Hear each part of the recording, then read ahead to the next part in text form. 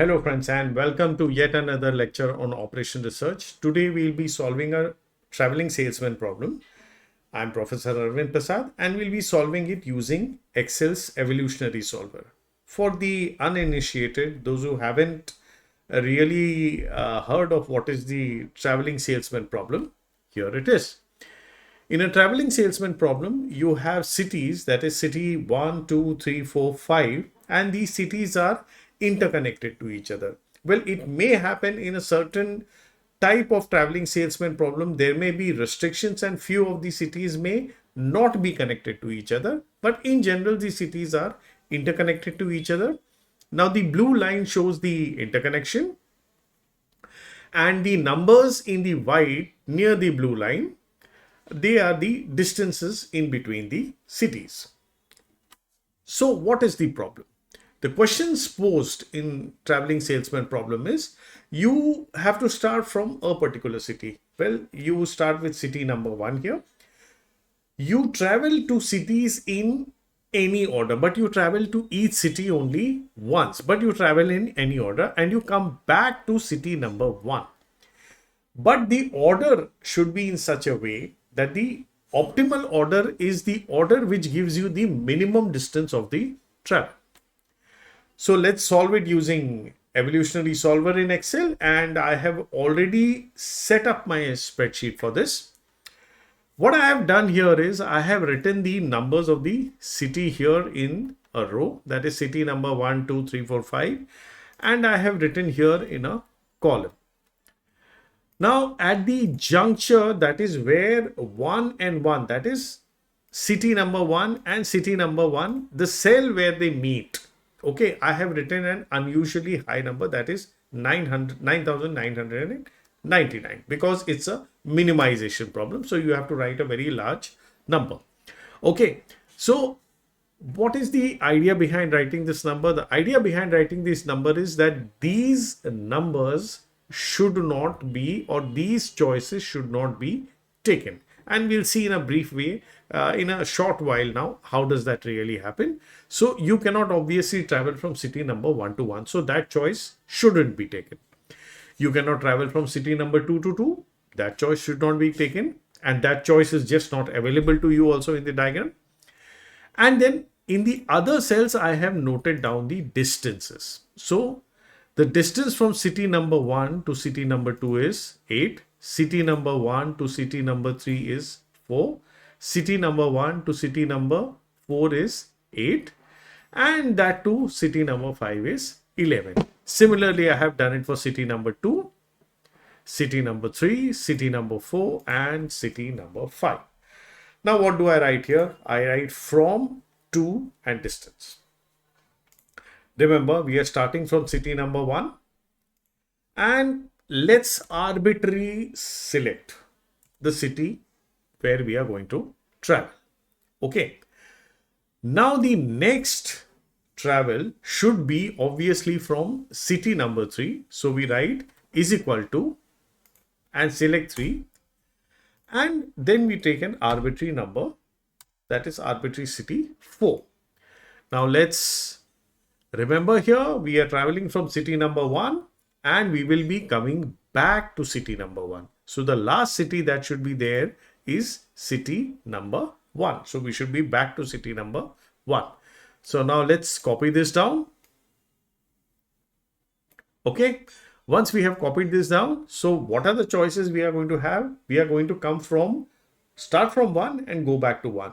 So we should have only 5 distances. Okay, so 1, 2, 3, 4, 5. So this is an unnecessary cell and this should be 1. I hope you get it. We will have only 5 such combinations of cities because we are starting from 1 and we are coming back to 1. The last city that we are visiting is 5 and from there we are coming back to 1. Now, how do we measure the distance between these cities? It's done by using the Excel index function. So we write index. I'll explain that.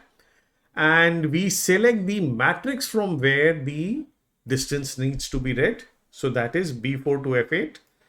We select this address and we press Control F4. So that makes it absolute. Then we get back here, then comma, then we select the row address and we select the column address. Enter. Now what has this done basically? It has taken this matrix, read the row 1 for city 1 and read the column 3 for city 3 and noted down the distance, and it has got me back the distance from the matrix. Now let's pull this down. So there we are. So let's see, where do we have a problem? We have a problem 5, 6. Okay. Remember one thing here, city number 6 is not there. Okay. So escape. So let us randomly take city number 2 and there we are. City number 2 was missing. So remember city number 6 was not there. So it was not able to read it. So we are pretty much done. Now the next step would be to find the sum of squares of 1 to 5. And we take the sum of the distances. Now I'll explain why did we enter the number. Well, let me take some others. So let me take this as 3, let me take this as 2, let me take this as 5, and let me take this as 4. Fine. Okay, I've just slightly changed the order. Now what we do here is, now let me explain you why did we choose 999 here. Now remember one thing, if it makes a choice of 1 to 1, anytime Excel, will be running the evolutionary solver and it will make the choice of cities for us. So whenever it makes a choice 1, 1, the distance will come as 9999. Okay.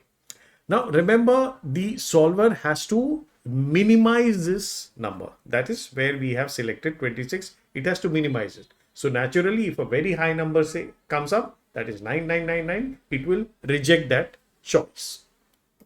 Fine, we are done. Now again, what we do here, we write sum square and then we select all this. And this should be equal to the sum square here, equal to this sum square, right?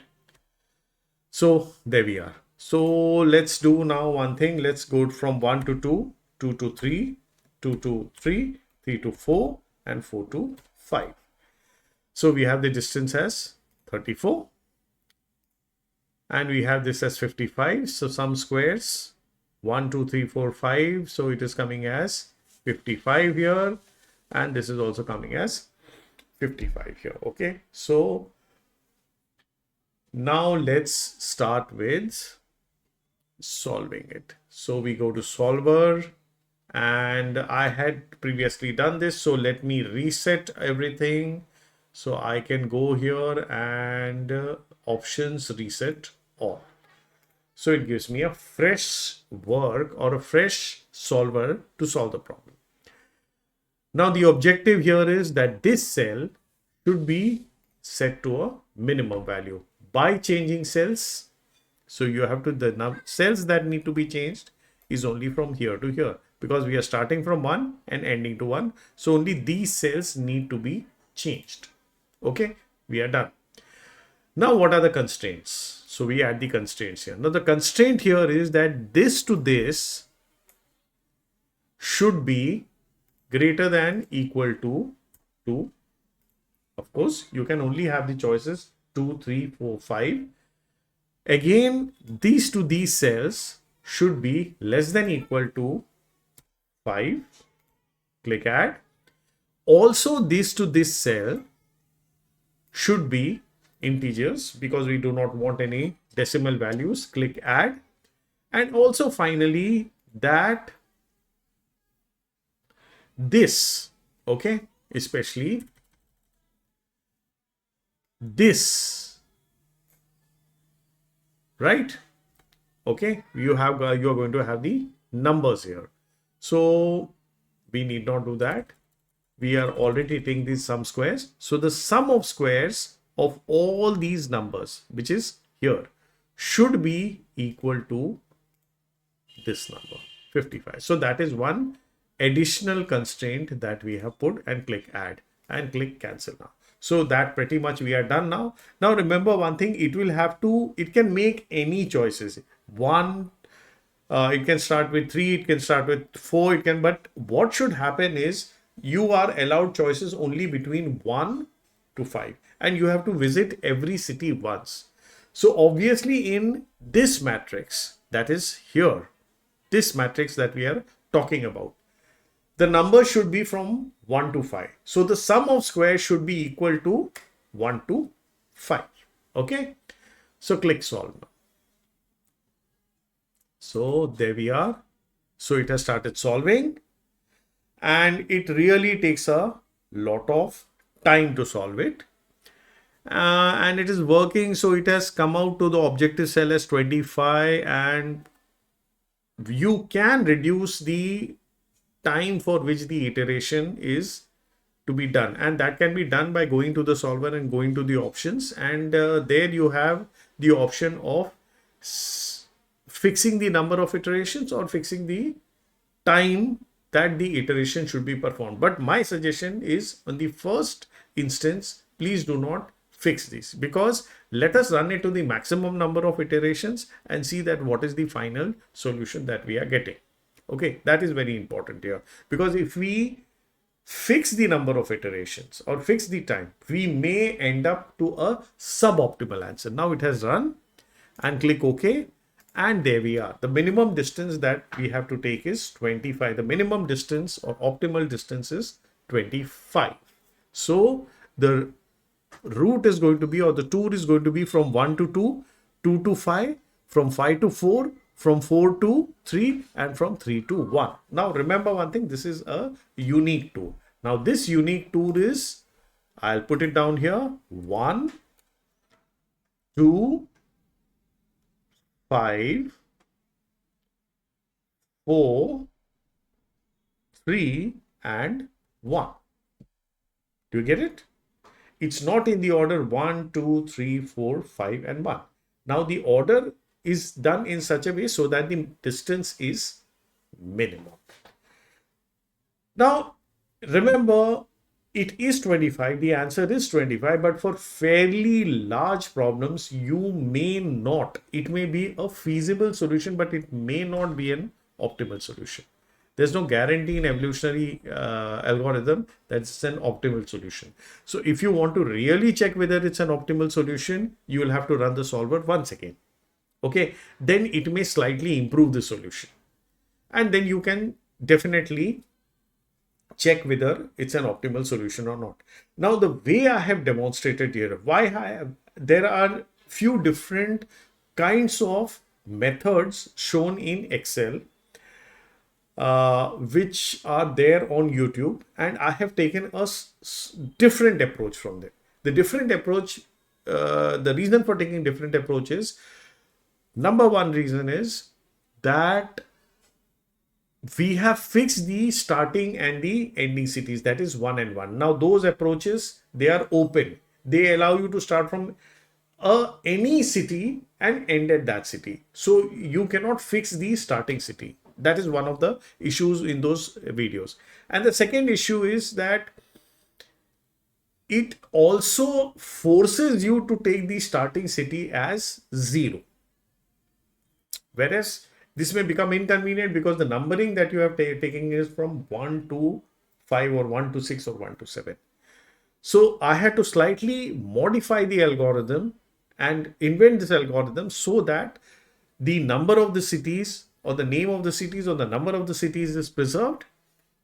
That is one. And you do not find with the difficulty, that is, you do get a sequence in which the starting and the ending city is of your choice. That is, if you choose one, then the answer will, of course, be only found for the starting and the ending city as 1. And it will not by its own select any other city which you want. Okay, so that was the idea of choosing this algorithm, and this algorithm otherwise is unique. Second is that this algorithm can be run or can be programmed the way I have made the spreadsheet. It can be the same way it can be done in LibreCalc also, that which is an open source office suite. Okay, LibreCalc, most of you must be aware. I have made a lot of solved a lot of problems using LibreCalc. So the same sheet can be just go to file, go to save, and after save, let us say I have saved every work here. In Excel workbook, just go to open document spreadsheet.